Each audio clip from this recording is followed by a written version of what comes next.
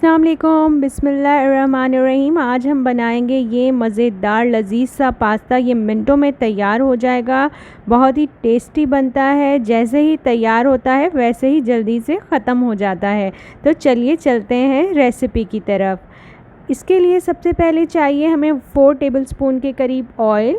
4 tablespoon करीब oil जो है वो इसमें बिल्कुल इनफ रहेगा, इससे ज़्यादा नहीं डालेंगे, अदरवाइज़ ये ऑयली ऑयली सा हो जाएगा।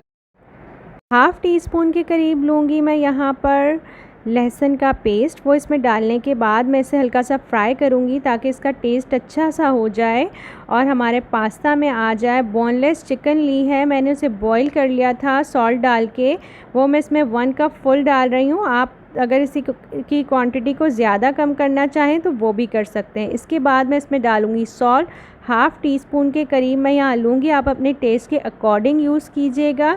उसके बाद मैं यहाँ इसके अंदर ऐड करूँगी ऑरिगेनो 1 टीस्पून ले रही हूँ। इसके बाद मैं डालूँगी थाइम लीव्स लिए थे मैंने, इसे 1 टीस्पून डालूँगी। ब्लैक पेपर पाउडर लिया है मैंने, वो भी 1 टीस्पून के करीब डालेंगे। और 1 टेबलस्पून मैं डालूँगी चिली फ्लेक्स यहाँ पर।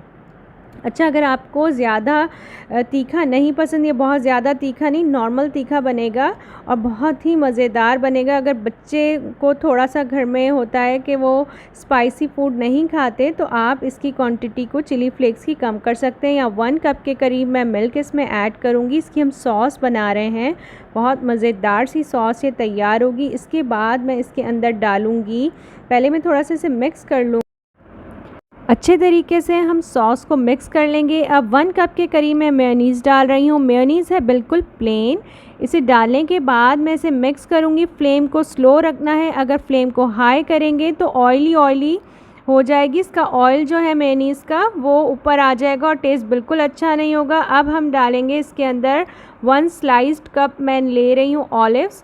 1 कप फुल मैंने इसका ये लिया है, ये इसमें डाल दिए हैं ऑलिव्स। ब्लैक ऑलिव्स लिए हैं, आप ग्रीन भी ले सकते हैं। और एक बोल जो था भर के बॉयल मैंने लिया है पास्ता का, एल्बो पास्ता है, आप कोई और भी यूज़ कर सकते हैं। इसको डालने के बाद मैं इसे जल्दी से मिक्स कर लूँगी। मिक्स करने के बाद मैं इसे निकालूंगी और डिश आउट कर लूँगी। अप्रॉक्सीमेटली 1 मिनट के लिए मैं इसको लो फ्लेम के ऊपर ही कुक करने के बाद इसे डिश आउट करूँगी। डिश आउट करने के बाद हम बहुत इम्पॉर्टेंट इसका जो स्टेप है वो करेंगे और मैं आपको आगे चल के बताऊँगी कि वो क्या इम्पॉर्टेंट स्टेप है। अब मैं इसे करूँगी डिश आउट क्योंकि ये बिल्कुल रेडी हो चुका है। यहाँ पर मैं इसे सारा डाल दूँगी इस डिश के अंदर। रेक्टेंगुलर डिश ली है, ये बहुत मज़ेदार पिज़्ज़ा के फ्लेवर का बनता है पास्ता।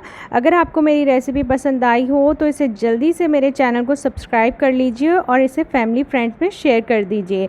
तो अब मैं इसे अच्छे तरीके से स्पैचुला की हेल्प से देखिए स्मूथ कर रही हूँ सरफेस को, इसलिए क्योंकि मुझे इसके ऊपर लेयर लगानी है मोज़रेला चीज़ की।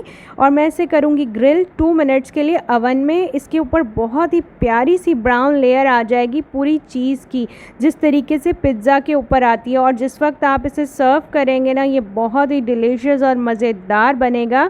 2 मिनट में ये चट हो जाती है, इतने मज़ेदार बनती है ये। 2 मिनट गुजर चुके हैं, देखिए कितना खूबसूरत कलर आया है इसका। अब मैं आपको दिखाती हूँ इसका एक तरफ से पीस निकाल के कि कितने मज़ेदार लगेगी ये। देखिए इसको बिल्कुल पिज़्ज़ा की तरह हम सर्व करते हैं और फ्लेवर भी वैसा ही बहुत लजीज होता है। इसकी सॉस भी बहुत मज़े की लगती है। ये मज़ेदार सा पास्ता रेडी है। अल्लाह हाफ़िज़।